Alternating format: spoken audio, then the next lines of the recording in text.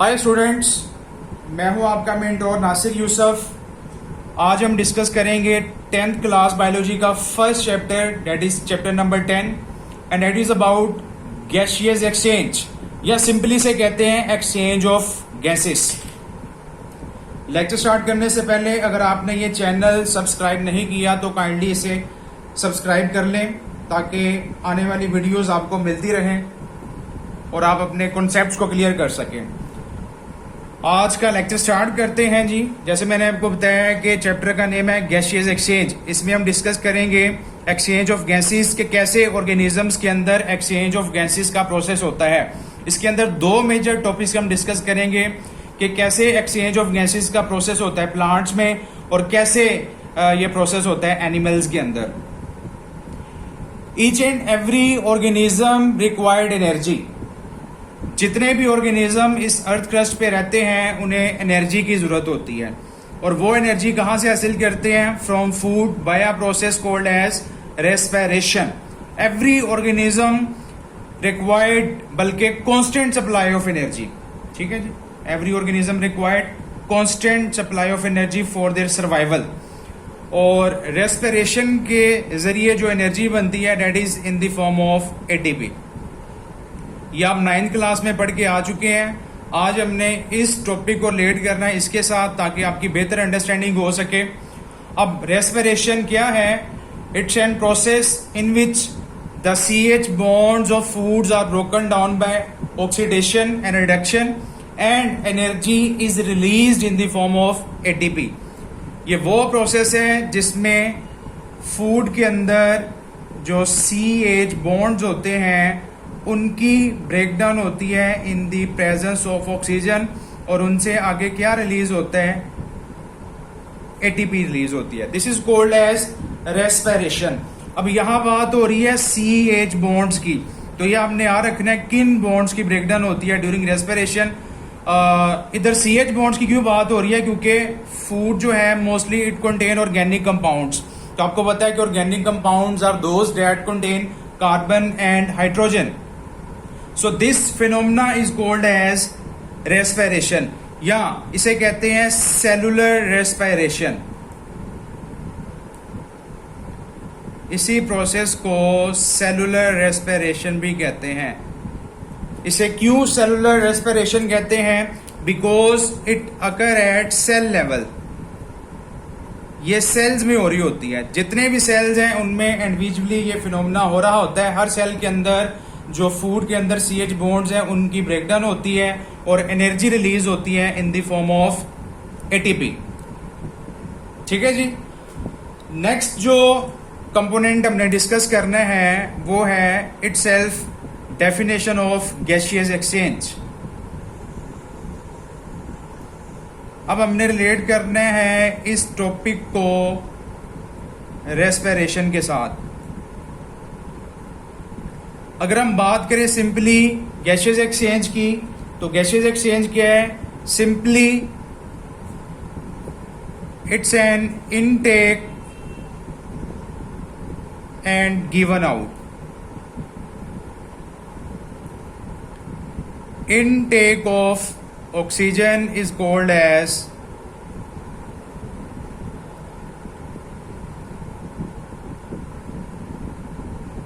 gaseous exchange and given out of carbon dioxide is called as gaseous exchange. So simply it's an process, intake of oxygen and given out carbon dioxide is called as gaseous exchange. ठीक है जी। फिर एक term है that is breathing।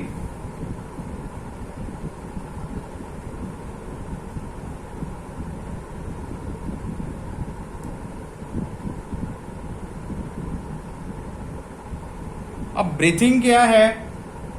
Breathing में भी यही concept है, intake and given out, लेकिन इसमें हम बात करते हैं एयर की। इसमें हम किसकी बात करते हैं? एयर की।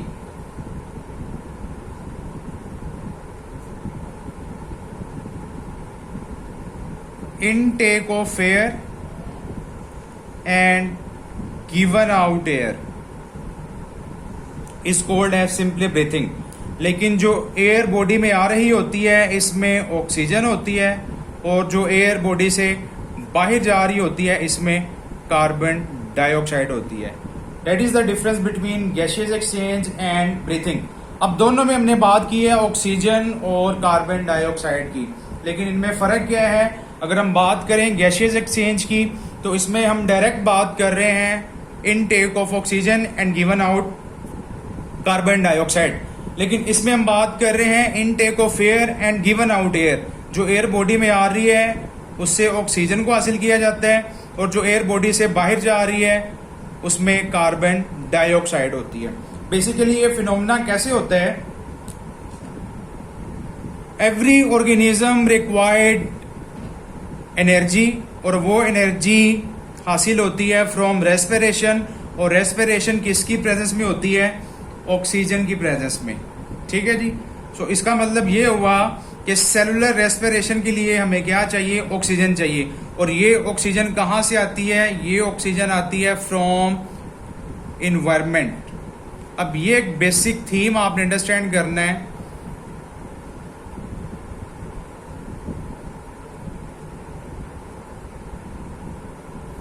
बेसिकली ये एयर बॉडी में आ रही है, इट्स एन पाथवे जहां से एयर बॉडी में आ रही है, और ये वो पाथवे है जहां से एयर बॉडी से बाहर जाती है। अब पहले बात हो चुकी है, जो एयर बॉडी में आ रही है उसमें क्या है? ऑक्सीजन, और जो एयर बॉडी से बाहर जा रही है उसमें क्या है? Carbon dioxide. तो होता क्या है, जो ऑर्गेनिज्म है वो ऑक्सीजन कहाँ से हासिल करते हैं? From environment. इन्वायरमेंट से बॉडी में आती है, बॉडी पार्ट्स में आती है, एंड देन अल्टीमेटली वो कहाँ जाती है? सेल्स में। क्यों सेल्स में जाती है? क्योंकि सेल्स के अंदर क्या हो रहा होता है? सेलुलर रेस्पिरेशन का प्रोसेस हो रहा होता है। Each and every cell required oxygen. तो ये बेसिक पाथवे है ऑक्सीजन के आने का और कार्बन डाइऑक्साइड के जाने का, यानी कि ऑक्सीजन बॉडी में आती है और आफ्टर सेलुलर रेस्पिरेशन जो कार्बन डाइऑक्साइड है वो बॉडी से बाहर जाती है। ठीक है जी। अब 3 टर्म्स हो गई हैं, respiration, gaseous exchange and breathing. बज़ाहिर ये तीनों टर्म्स आपस में मिलती हैं, लेकिन इनमें बहुत सा फर्क है। मैंने आपको इसमें फर्क करके दिखा दिया है। एक मेजर क्वेश्चन आता है, what is the difference between respiration and breathing? It's an important question, ये आपको आ सकता है। तो एक तो आपने डेफिनेशन याद रखनी है जो हम पहले डिस्कस कर चुके हैं, और एक आपने इसका सेकंड पॉइंट याद रखना है। दोनों में अगर हम बात करें रेस्पिरेशन की,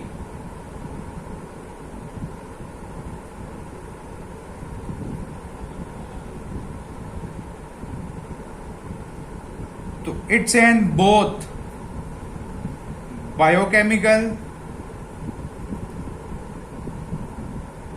एंड मैकेनिकल, या इसी को कहते हैं physical process. On the other side जो ब्रीथिंग है,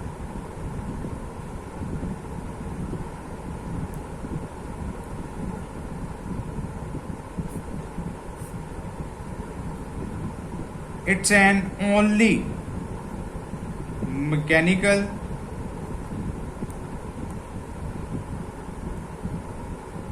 और फिजिकल प्रोसेस। ठीक है जी। अब दोनों में डिफरेंस क्या है? अगर हम रेस्पिरेशन की बात करें तो मैंने आपको बताया it's both biochemical and mechanical process. अब क्यों इसे बायोकेमिकल या मैकेनिकल प्रोसेस कहते हैं? सबसे पहले हम देख लेते हैं सिमिलैरिटी। दोनों के अंदर सिमिलैरिटी क्या है कि ये भी मैकेनिकल और फिजिकल है, ये भी मैकेनिकल और फिजिकल है। यानी कि दोनों में एयर बॉडी में आ रही है और एयर बॉडी से बाहर जा रही है। ऑक्सीजन बॉडी में आ रही है और कार्बन डाइऑक्साइड बॉडी से बाहर जा रही है।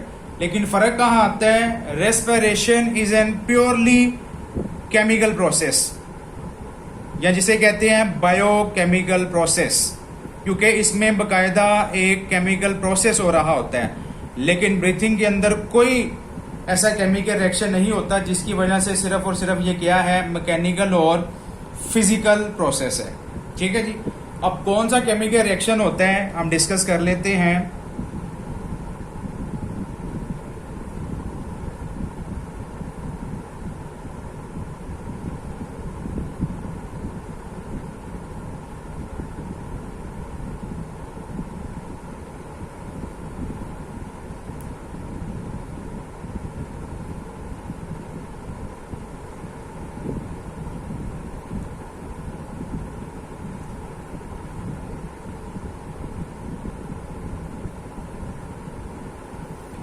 It's an biochemical process.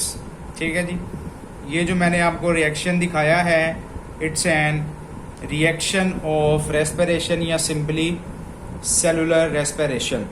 अब इसमें होता क्या है कि oxygen is involve in the breakdown of food. यहाँ फूड से मुराद है ग्लूकोज,